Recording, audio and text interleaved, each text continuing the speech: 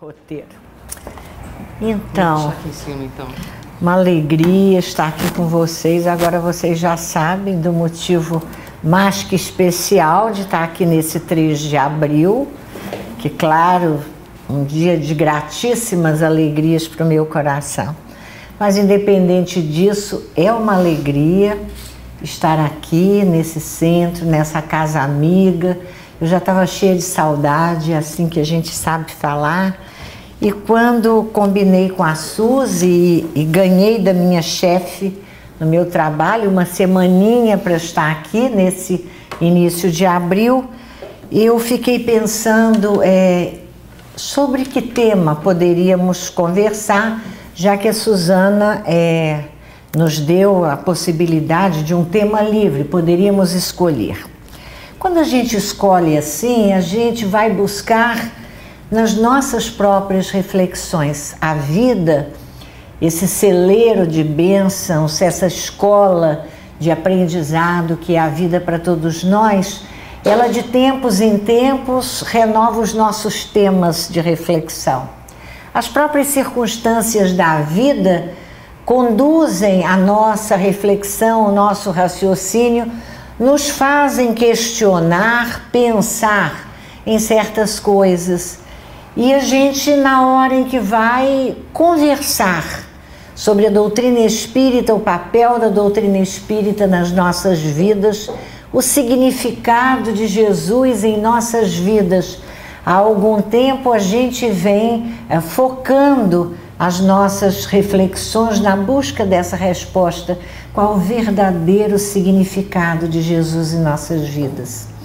E quando pensamos isso, buscamos sempre perceber a presença de Jesus através da mensagem do seu Evangelho, compartilhada com o ensinamento que a doutrina espírita nos traz. Jesus e Kardec, nos trazendo o roteiro, nos mostrando o caminho, iluminando a nossa vida e permitindo-nos refletir cada vez mais sobre o verdadeiro sentido deste viver. Viver com Jesus. Qual o significado de Jesus em nossas vidas?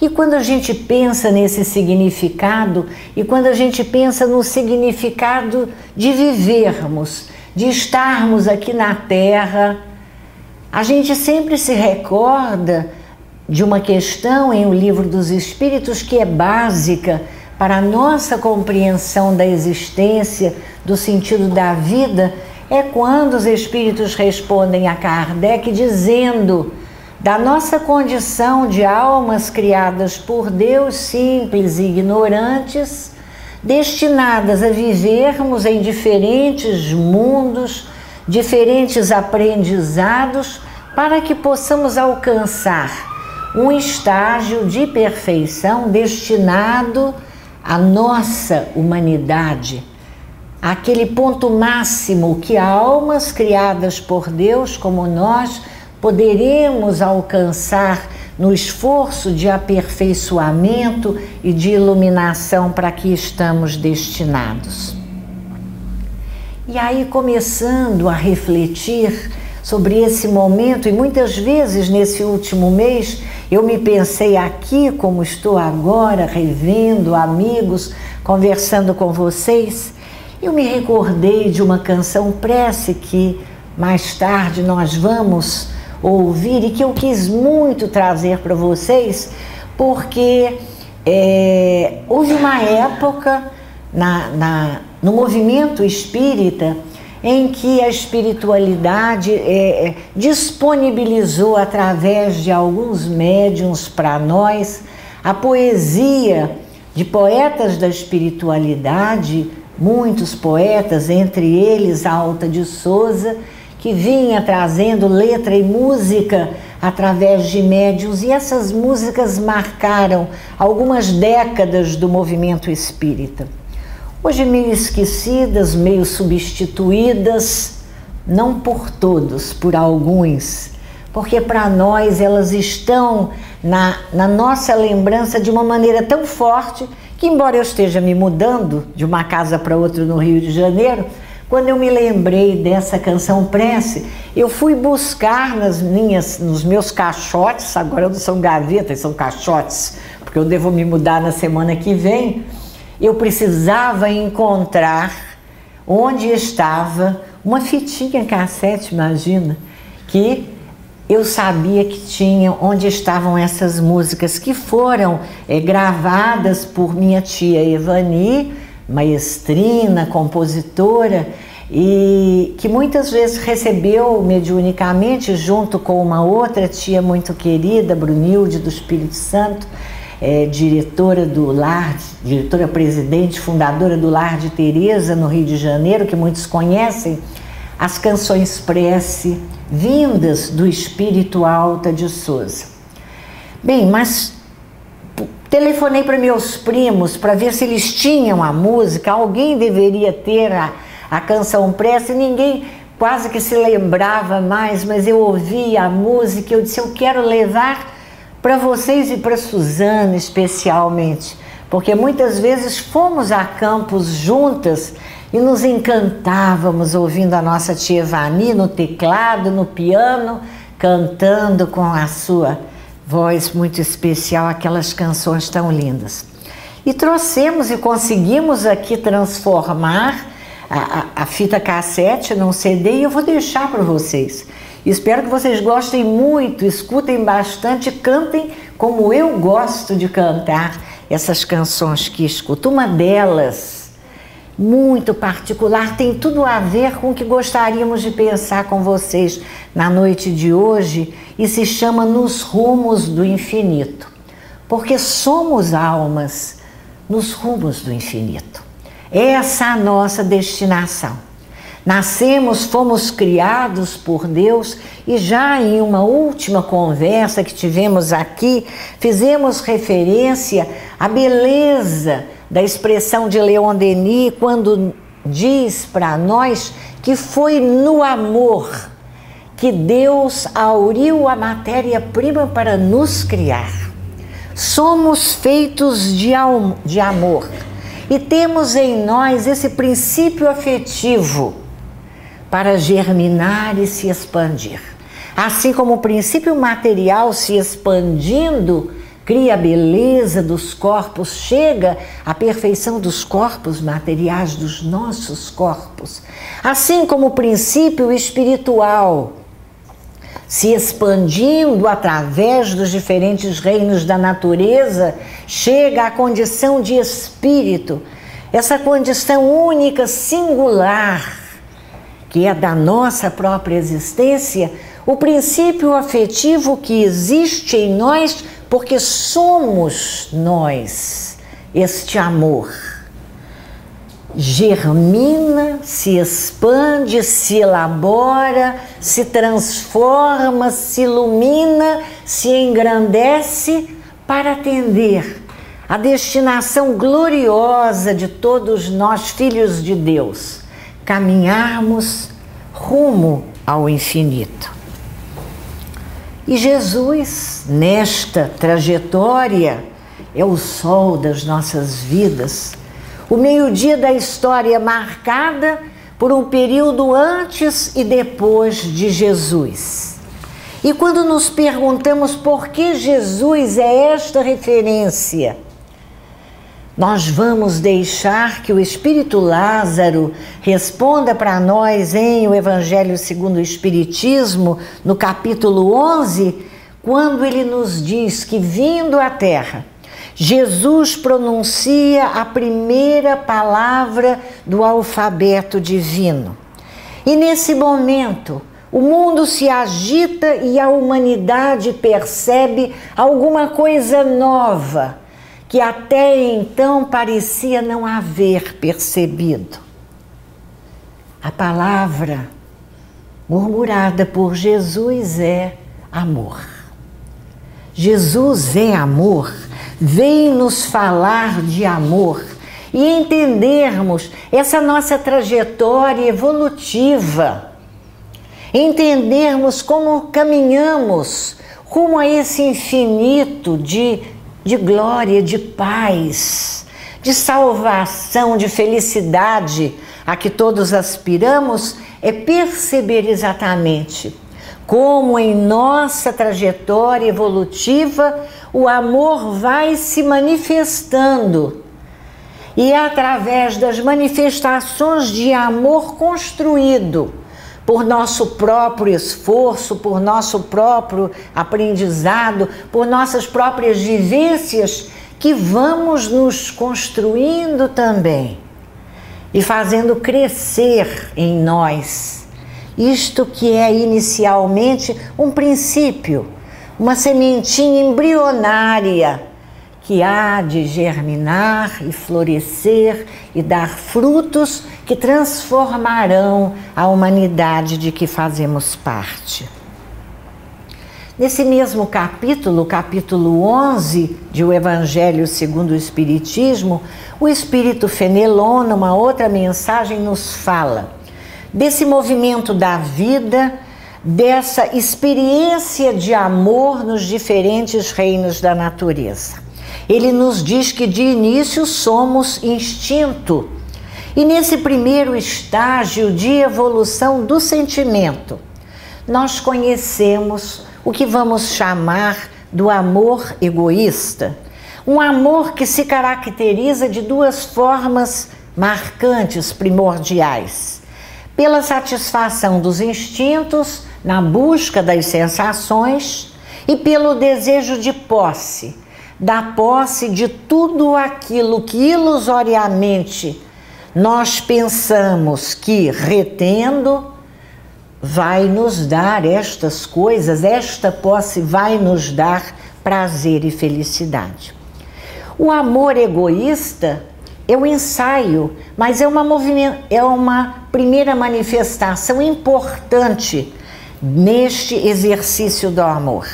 É através dele que nós vamos nos descobrindo a nós mesmos, à medida em que vamos tomando consciência de quem somos, individualidade, ser pensante, com desejos, responsabilidades, nós vamos então descobrindo essa possibilidade de gozar e ter, gozar a vida, aproveitar os recursos que a vida nos oferece. Percebemos num primeiro momento quem somos a partir da percepção do nosso corpo material, da nossa presença nessa vida, nesse estágio de vida que vivenciamos. E na maioria das vezes nós percebemos que neste ensaio, neste primeiro aprendizado, nosso sentimento fica restrito ao círculo do que chamamos os meus, e a nossa correspondência afetiva está limitada pela própria relação de consanguinidade. Muitas vezes nós sabemos, e em a doutrina espírita aprendemos, que a evolução, o desenvolvimento da inteligência acontece antes, para depois calçar o desenvolvimento do sentimento, da amorosidade, da moralidade na criatura humana. Sabemos que muitas vezes vamos adquirindo conhecimentos, mas o nosso sentimento ainda permanece atrofiado, prisioneiro nas malhas do egoísmo. Lembrando Jesus, sempre referência em nossas vidas, poderíamos recordar aquele diálogo de Jesus com o moço rico que vem perguntar a ele: Senhor, o que é preciso, bom mestre, o que é preciso fazer para ganhar a vida eterna, para merecer a vida eterna, adquirir a vida eterna? E Jesus diz a ele que era necessário que ele cumprisse os mandamentos da lei de Deus. Ele se surpreende com a resposta do mestre e retruca: mas Senhor, desde sempre eu cumpri os mandamentos da tua lei. E ele pergunta a Jesus: o que é então que ainda me falta? E Jesus lhe diz: se queres ser perfeito, vai, vende tudo o que tens, dá o que tens aos pobres e terás um tesouro no céu. Depois vem e segue-me. O moço rico titubeia. Ele tem dúvidas em se desprender dos bens que retinha. Ele ainda acreditava, dentro da sua condição de amor egoísta, que para ser feliz era preciso guardar os tesouros materiais. Era preciso desfrutar da condição de o status, o poder que naquele momento ele guardava na sociedade em que vivia.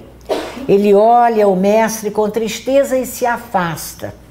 E dizem os evangelistas que parece que naquela trajetória de Jesus aqui na terra, não mais aquele moço rico se encontrou com o Senhor. Era o tempo da reflexão necessária. Naquele moço, e depois Jesus comenta, mais fácil um camelo passar pelo buraco de uma agulha do que um rico entrar no reino dos céus, e exatamente nos mostrando dessa dificuldade que temos de nos desapegar do que temos, lembrando sempre que o que temos nem sempre são apenas coisas materiais.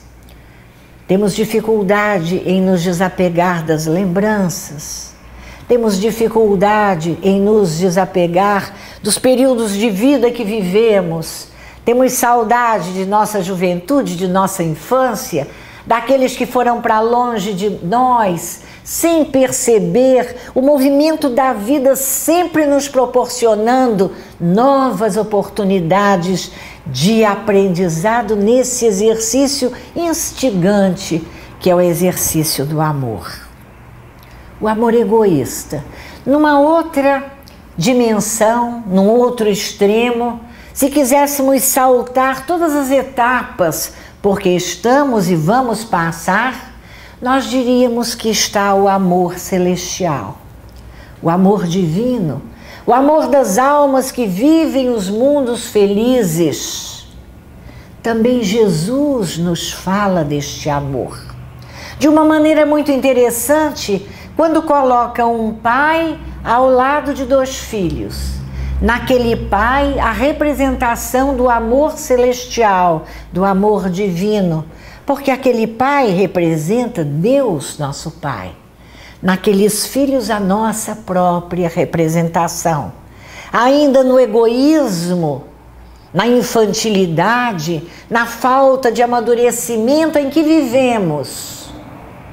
Um deles, parte de nós, em algum momento de nossas vidas, toma do que tem, da sua herança divina, e sai da casa paterna e vai pelo mundo dilapidando os bens preciosos que a bondade do Pai lhe havia concedido. O outro fica com o Pai, cioso de seus deveres, do cumprimento da lei, das suas obrigações. Tempos mais tarde, após haver dilapidado toda a riqueza que o pai lhe havia dado, aquele filho conhecido como pródigo volta à casa paterna. Ele sente saudade da casa paterna, saudade do amor daquele pai que lhe havia concedido, acima de tudo, muito mais do que os tesouros, a herança. O amor do Pai lhe havia concedido a oportunidade da vivência preciosa, do aprendizado. Ir, experimentar, no uso da sua liberdade de escolher. Mas ele leva consigo a certeza da amorosidade daquele Pai e retorna à casa paterna. E a narrativa do evangelista nos diz que o pai o vê ao longe e vai ao seu encontro, e o abraça, e chama os criados e pede que lhe tragam a túnica, o calçado, o anel, a aliança, o símbolo da união que sempre esteve presente entre aqueles que se amavam, embora a imaturidade daquele filho. E o pai se regozija, porque esta é a condição do amor celestial, Aquele amor que tudo dá, que tudo provê, que se alegra, que compartilha, que divide. Expressão de carinho, expressão de amor. Mas o filho, o outro filho, aquele que havia ficado, também dentro do amor egoísta que ainda experimentava, ele fica contra o pai e diz: mas como matas o novilho mais cevado para este filho ingrato? E eu, que sempre estive aqui contigo, nada mereci? E o pai ensina também aquele filho ainda tão egoísta, que não era capaz de compartilhar da alegria do outro, a importância de se alegrar. Porque diz o Senhor, aquele filho que estava morto reviveu, estando perdido novamente se encontrou. Meus queridos, essa é uma imagem gostosa da gente refletir. Aquele que estava morto e reviveu. Aquele que estava perdido e se encontrou. Porque nesta semana estamos comemorando a semana da Páscoa. Páscoa, com seus diferentes significados, seja para os judeus, para os cristãos, para os espiritualistas de modo geral, a Páscoa significa transição, mudança, passagem, transformação. E no exercício do amor, nós vamos vivendo esses ritos de passagem, essas experiências diferentes, umas calçadas nas outras, elos de uma grande corrente de aprendizados que vamos realizando. Neste momento em que nos animamos e alegramos na terra, pelas notícias de que estamos vivendo um novo tempo, que é um tempo de Páscoa, porque é um tempo de passagem, deixando para trás pouco a pouco o mundo de expiações e de provas dolorosas marcado pela presença da dor. Começamos a perceber o alvorecer de um novo tempo, um tempo de regeneração. É Páscoa na terra, é momento de passagem. E neste momento de passagem será preciso verifiquemos a nossa condição de amorosidade, como estamos neste exercício de amor que vai marcar a nossa condição evolutiva. O apóstolo Paulo dizia: se não tiveres caridade ou se não tiveres amor, de nada adiantará tudo o que fizeres. O amor, condição sine qua non para que possamos progredir. No aprendizado do amor, vamos fazendo experiências, falamos da consanguinidade que nos aproxima, nesta experiência de lidar com a parentela corporal ou mesmo nos grupos religiosos com a parentela espiritual, nos falando de uma outra forma, se podemos brincar com a palavra de consanguinidade, não é? Então nós vamos percebendo que neste aprendizado nós vamos experimentando a amizade que nos permite relações de troca, o exercício da convivência uns com os outros, que nos desafia a paciência, a tolerância, a compaixão, a piedade, todas virtudes filhas do amor. Todos os sentimentos, comportamentos, atitudes que expressam o nosso percentual de amor. O percentual de amor que existe em nossas almas. Amor é uma palavra interessante. Lembrávamos o comentário de um companheiro em uma palestra, quando ele nos falava sobre isso, de como, através dos tempos, o sentimento, o significado, desculpem-me, da palavra amor, vem muitas vezes se banalizando. A gente fala de amor para tanta coisa, e está ainda tão distante de perceber o que seja o verdadeiro amor. E esse companheiro, numa reflexão preciosa, nos disse que muitas vezes a gente percebe, embora a humanidade caminhando de tempos em tempos nas diferentes culturas, o significado da palavra amor se modifique, nós percebemos no mundo contemporâneo em que vivemos a criatura humana ainda carente de amor. E ele nos dizia que essa carência de amor existe porque, em primeiro lugar, ainda não aprendemos a tomar contato conosco mesmos. Ainda estamos distantes da nossa própria intimidade, daquele exercício de autoconhecimento, ferramenta importantíssima para nos permitir, diante de nós mesmos, da fragilidade do que somos, do esforço de evolução que vimos empreendendo, o autoconhecimento vai nos permitir um primeiro exercício de amor exatamente com relação a nós mesmos.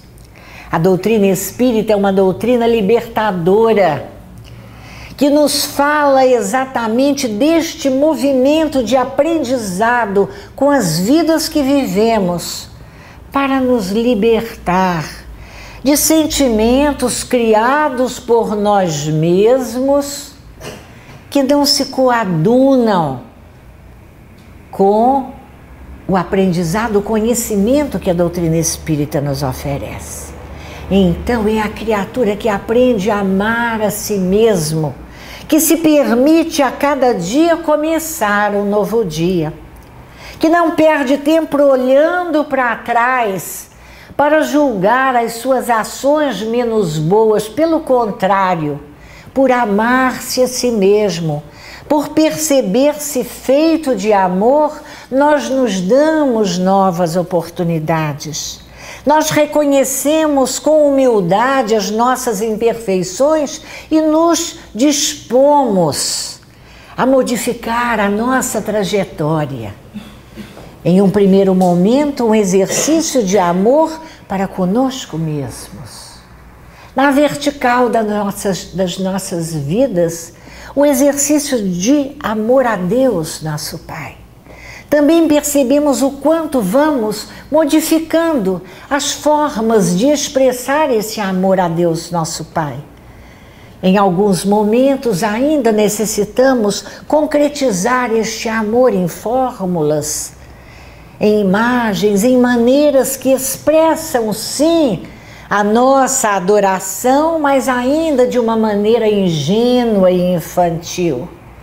Em outros momentos, somos capazes de ampliar a nossa percepção espiritual, abrir o nosso espaço e ter uma consciência diferente de Deus, observando a beleza da natureza, observando a mensagem que o silêncio nos traz tantas vezes, percebendo Deus no olhar carinhoso de uma criança, no gesto amigo de um companheiro, no abraço fraterno de um irmão, nas lições que a vida nos oferece, nos momentos em que Deus, muitas vezes, para a dificuldade de nossa compreensão, parece nos tirar de nós mesmos aqueles tesouros mais preciosos da nossa existência, exatamente para nos ensinar a perceber uma vida que continua, porque fruto desse amor inexaurível, que é o amor de Deus, nosso Pai. Nós conosco mesmos, nós com Deus, nós com o outro, na horizontal de nossas vidas. E será a partir dessa base, desse triângulo, dessa construção triangular de expressões de amor, que nós vamos devagarinho evoluindo. E nesse aprendizado de amor, vamos percebendo que caem as barreiras da ilusão, daquele amor egoísta. E hoje, como dizia a companheira no estudo que antecedeu aqui a nossa reunião, nós já vamos nos percebendo criaturas capazes de amar de uma maneira mais generosa, de uma maneira mais fraterna. Certamente, meus queridos, nessa hora estamos caminhando rumo ao infinito. Neste momento de nossa vida, neste momento de transição de um planeta de expiações e de provas, marcado ainda pela presença do mal, para o mundo de regeneração, o grande desafio, o que nos instiga neste exercício é exatamente este aprendizado de amor-doação. Este é o exercício de agora. Sairmos de nós mesmos para nos doarmos, porque percebemos no outro que muitas vezes, também é nossa Alta de Souza quem nos diz isso, porta junto a nós dores muito maiores do que as nossas. Eu vou pedir que a Suzy dê um toque aqui e vou convidar vocês para ouvirem, e acompanhando aqui a letra, a beleza dessa canção prece, que é o tema central da nossa reflexão dessa noite. Ela nos convida exatamente a caminharmos nos rumos do infinito. Letra e música de Alta de Souza, espírito, médium Brunilde do Espírito Santo, voz e piano de Evani Medina. Vamos ouvir.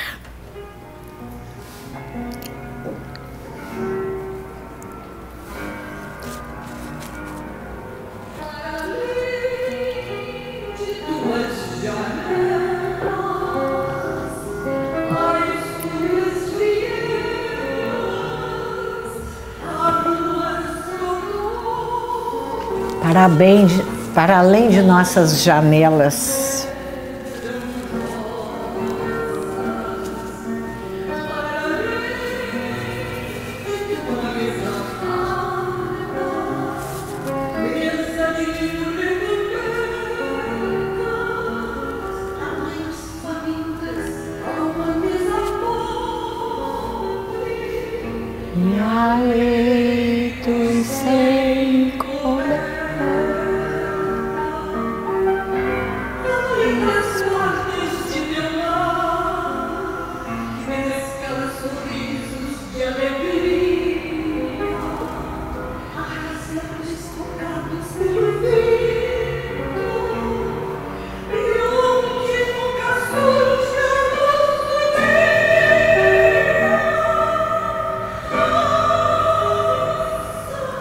Grande convite, sai de ti mesmo, vai mais além.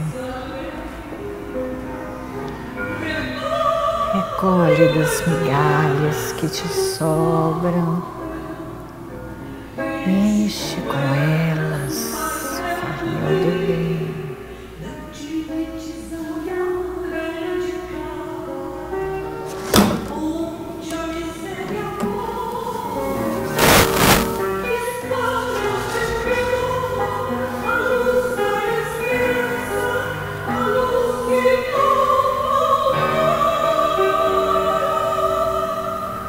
Olha o resultado. Tua alma sairá dos limites acanhados destes caminhos cobertos de abrolhos e verás surgir ante teus olhos deslumbrados, ao calor deste amor sempre bendito, a luz do grande além.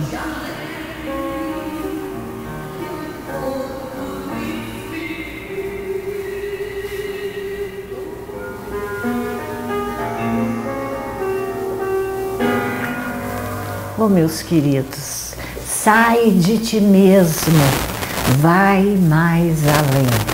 Recolhe das migalhas que te sobram e enche com elas o farnel do bem. Não te limites a olhar, a indicar onde a miséria mora. espalhe ao teu redor a luz da esperança, a luz de nova aurora. E então tua alma sairá dos limites acanhados destes caminhos cobertos de abrolhos e verás surgir ante teus olhos deslumbrados, ao calor deste amor sempre bendito, a luz do grande além, que é o porto do infinito. Para lá nós estamos caminhando. Vamos juntos, vamos de mãos dadas, vamos acreditando na vida, vamos abrindo as janelas de nossa alma para olhar para além de nós mesmos. Há tanto que fazer neste mundo. Não nos sintamos sozinhos, não nos sintamos acanhados, não nos justifiquemos dizendo que somos pequeninos, que somos frágeis, que somos imperfeitos. Deus, nosso Pai, sabe disso e acredita em nós. E compartilha conosco e comemora conosco as nossas pequeninas, mas tão significativas doações de amor. Sair de nós mesmos, sair do círculo estreito em que o amor egoísta nos faz prisioneiros, quando pensamos unicamente na nossa vida, nas nossas lutas, nas nossas dificuldades, na nossa parentela, nos nossos amigos, na nossa casa, nos nossos amores.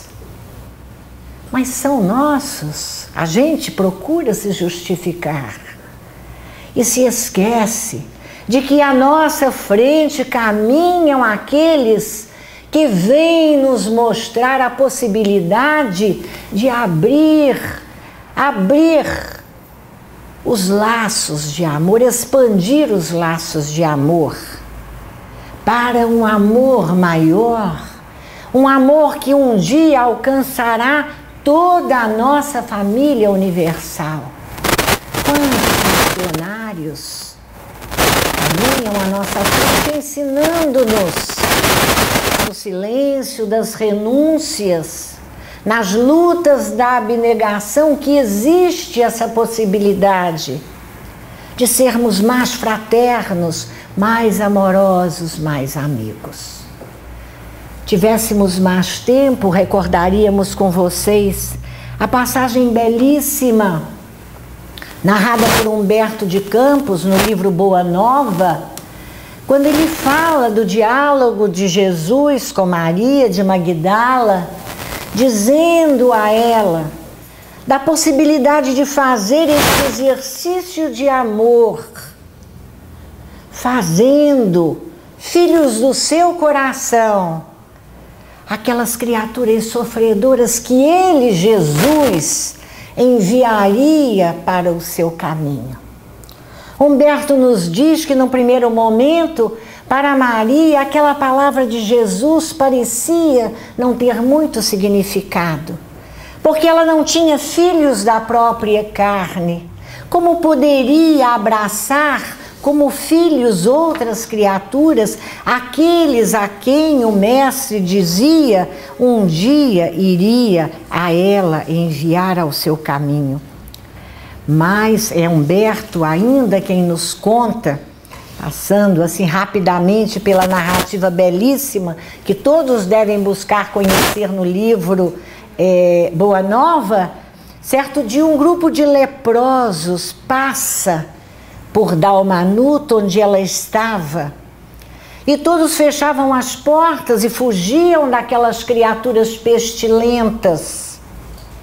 É quando um daqueles homens marcados pela doença reconhece Maria como alguém que havia convivido com Jesus e pede a ela que lhe fale de Jesus, do amor de Jesus, da misericórdia daquele Cristo, que não via ninguém diferente e a ninguém excluía. E naquele momento, naquele convite ao diálogo, à troca, ao compartilhar a experiência única que ela havia vivido, dialogando com Jesus, ela percebe que poderia reencontrar Jesus dialogando com aquelas criaturas miseráveis que caminhavam na direção do Vale dos Leprosos. E ela se dispõe a seguir por ele, com eles. E durante os últimos anos de sua vida, ela permanece com eles, dulcificando as suas horas, minorando as suas dores, conversando com eles, narrando a eles a experiência sublime que ela havia vivido ao conhecer o Evangelho de Jesus. E aí ela percebe que Jesus a havia convidado a ser mãe, sim, não dos filhos da própria carne, mas de seus irmãos em humanidade, aquinhoando-os com os bens supremos das mais elevadas virtudes da vida, como nos diz Humberto. Na medida em que vamos caminhando, vamos percebendo isso. Vamos aprendendo que a vida nos oferece oportunidades, muitas vezes resultado de um amadurecimento feito de dores. Dores, aprendizado. E vamos percebendo à nossa volta, existem pessoas que são capazes de abrir as portas de seu coração para receber outros seres que não nascidos das suas próprias entranhas, mas pessoas capazes de amá-los como filhos que nascem do ventre do próprio coração. Esse é um exercício de amor que todos nós estamos desafiados a fazer. E terminando a minha conversa, eu digo a vocês de que nos aprendizados de amor, a bondade de Deus me deu uma possibilidade incrível na vida, preciosa, de conviver com alguém que na condição de filha me ensinou essa lição tão preciosa.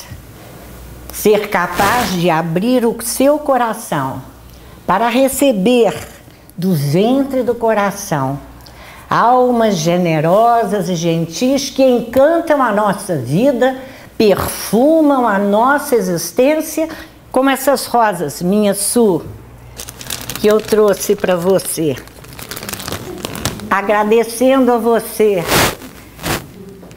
o ensinamento de amor que você me oferece, minha filha, na sua vida. Obrigada.